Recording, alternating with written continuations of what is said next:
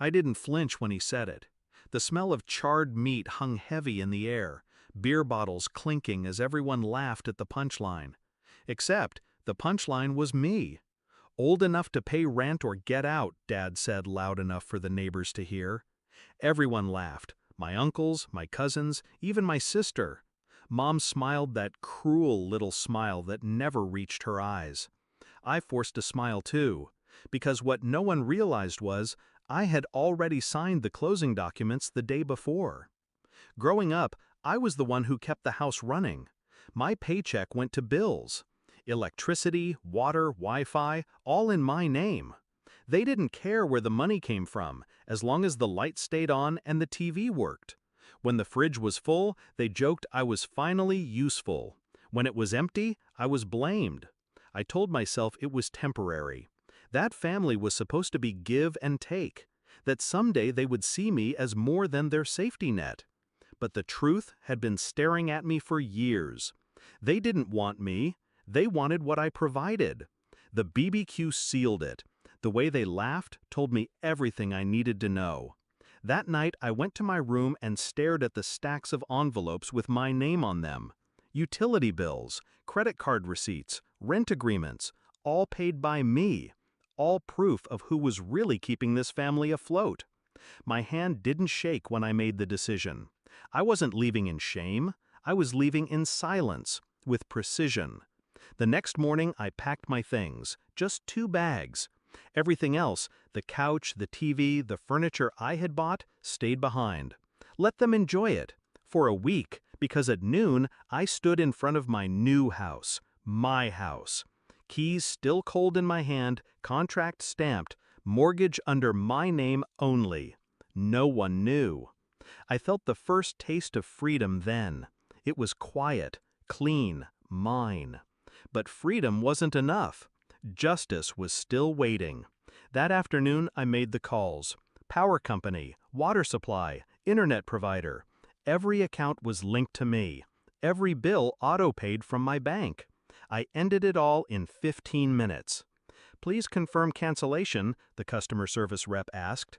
Cancel everything, I said. And just like that, the house I grew up in began its countdown.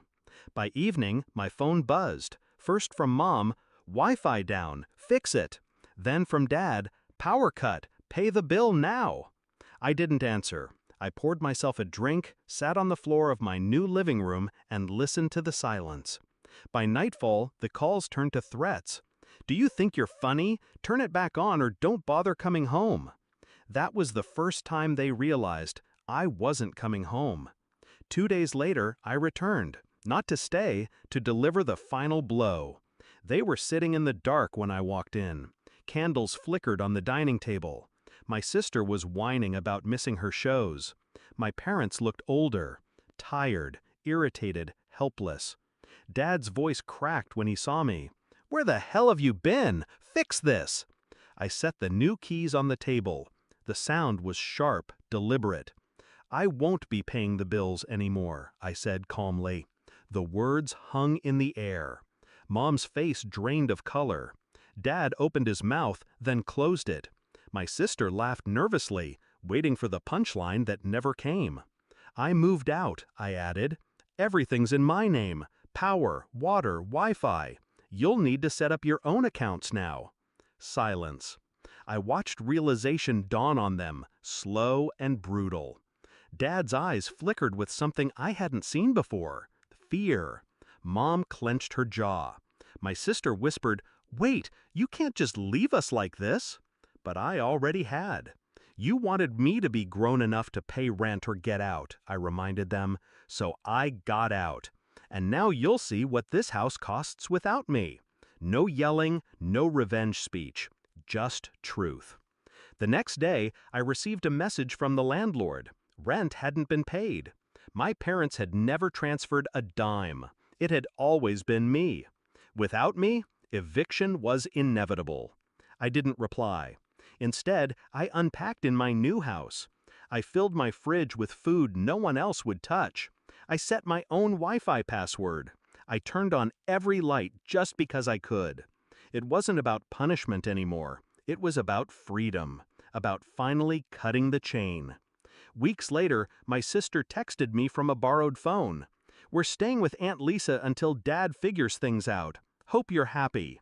I was, because for once, my paycheck went to me, my life, my future. They thought they could laugh at me, belittle me, drain me. But I had the last word. Quiet, sharp, permanent. Now, every time I drive past that old house, dark and empty, I don't feel bitterness. I feel clarity. They thought I was just a wallet, a tool, a joke. But I was the foundation. And when I pulled myself out, the whole house crumbled.